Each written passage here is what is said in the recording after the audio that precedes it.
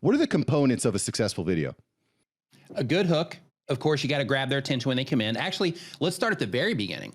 So the core, or you know, you got to be able to get them to click before you can actually deliver your content. So the very first part, of course, is coming up with a good topic that's going to resonate with the people that you're trying to reach. Make a thumbnail that, instead of, you know, having that thumbnail necessarily featured on you or having a bunch of unnecessary text in your thumbnails, things like that, just focusing on imagery that's going to help the people that you're trying to connect with understand at a glance, and this is a really important part, understand at a glance that the content that you're making is something that they're interested in. An example that I like to give for this is, you know, for somebody that talks about baseball, even if they're not showing games or anything like that, if they're just talking about baseball, if they have a thumbnail and in that thumbnail, it's them, or it's, you know, something that's kind of unrelated to baseball, like a bunch of, you know, text about them or, you know, their own branding or whatever it happens to be, and they put that out there. So the baseball enthusiasts that they're trying to reach, they're going to just glance right over that because it's not going to grab their attention. They're not going to see that as something that they're already interested in.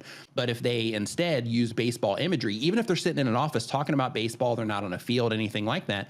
But if they use baseball imagery in their thumbnail, that helps the people that they're trying to reach identify that that content is something that they might be interested in. So because of that, you know, you have to make sure that you do those types of things as well as a compelling title. But once you get them to click, then when you come into the actual piece of video content itself, it's really important that you hook your viewer. And what that means is you grab their attention and you let them know that basically you're not clickbaiting them. You let them know that you're in the right place, and you let them know what it is that you're going to be taking them through in the video. So you can do that through either introducing, you know, a story at the beginning, or just simply saying, I'm going to be showing you this, or I'm going to be teaching you this in the video, or by the time you're finished with this video, you're going to know how to XYZ.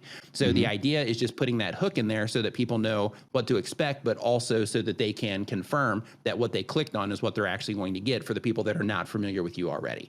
But before we move on, Nick, before we move on to the next part, I want to just ask you a quick question about the way that you execute on hooks.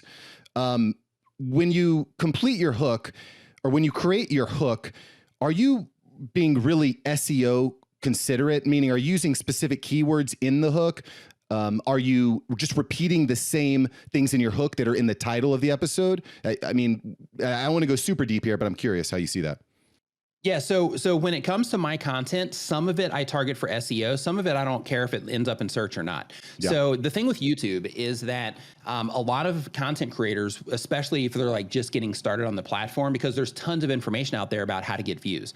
And one of the easy ways that you can get views on YouTube is targeting YouTube search, because people are actively looking for your content. So it's relatively easy to get a response off of YouTube search. The challenge when it comes to YouTube is being able to scrape the same amount of views off of a homepage or off of the suggested videos. And that's a totally different approach that you take, because in that particular case, when the homepage loads up, let's say they come onto YouTube to watch one of your episodes. Well, in that particular case, they come onto YouTube to watch one of your episodes. Well, I want to grab their attention and pull them into my video, right? While they're coming here, you get them to log on, but I want to grab their attention when that homepage loads.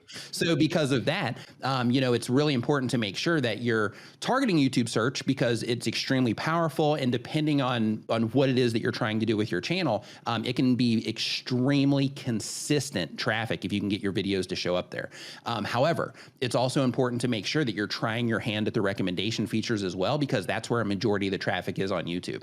For example, if you were to put out a video right now teaching people how to do whatever it happens to be that you teach people, then in that particular case, let's say that you're teaching people about, fishing, then in that particular case, if you said something, or if you frame the video for YouTube search and it's something like, like how to, thread a line or whatever it would be, then in that particular case, when you publish that video, if you target it toward YouTube search and you're not being that compelling, so that it's not really appropriate for home pages or for suggested videos, then what happens is within the next like 24 or 48 hours, sure, you can get some views from that. And even if it's a high volume search term, unless it's something that's like trending, something major, the amount of views that you're going to get on that particular video are going to be relatively limited at the time of publish.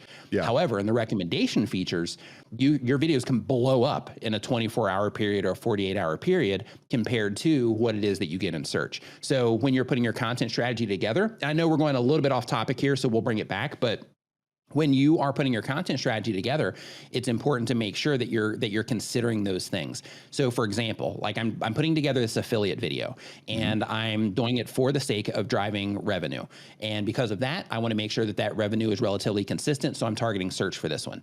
On the other hand, let's say that you have like a sponsorship, or let's say that you're targeting something as an affiliate that you need to get attention to right now because the company that you're promoting is having some type of thing to where if you get a certain amount of sales, then you get this amount of a bonus or something like that.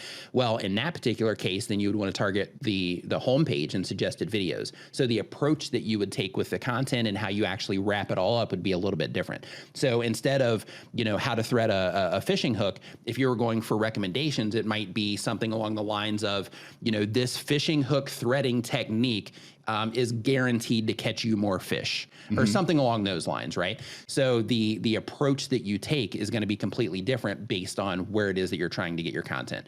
But we went completely off the deep end, so I can pull it back here to the question, which is, when you're doing your hook, are you putting certain keywords in there and things like that? So for me, it's more about connecting with the viewer than it is trying to do things like that for the sake of YouTube getting context of what the video is about. YouTube is smart enough, the system, the algorithms of YouTube and their AI that's reading all of this stuff and watching your videos and listening to your videos. They're so advanced that you can have a title that isn't even necessarily relevant to your video, and eventually their system will figure out who's a good fit for that content. When you're adding all of that metadata, you're trying to put all those words in your actual video. The only win with that is it just helps the system just have better context into what's going on. But for me, I lean on the viewers, and what I mean by that is when somebody comes into my video, even if I'm targeting for search, I don't care what I say in the beginning as it pertains to my title or the topic of the video. What I care about is that when the viewers come in to my video, that I'm able to grab their attention and keep them watching for a longer period of time. Because if I can do that, then YouTube will maintain my video in search positions for a very long period of time, because it's going to have the context. It's going to put it in the right place based on, the other metadata and based on what the topic of the video is about in general.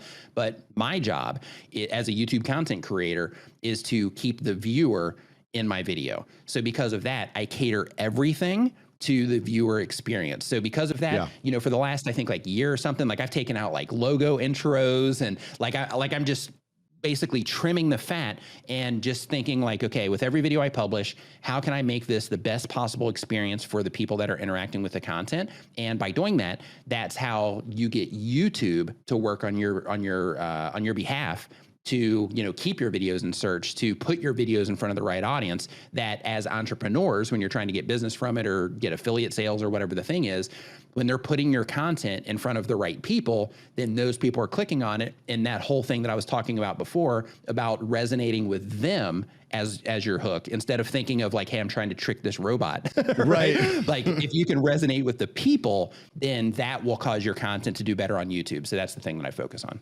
Thanks for watching Mark Svant Media. Here we're going to help you create a better content in less time and turn that attention into income. If you love this video, you're going to love these videos here. Click the one. Me and my team specially selected this just for you. Click the link, check out the video. I'll catch you here next time on Mark Svant Media. Peace.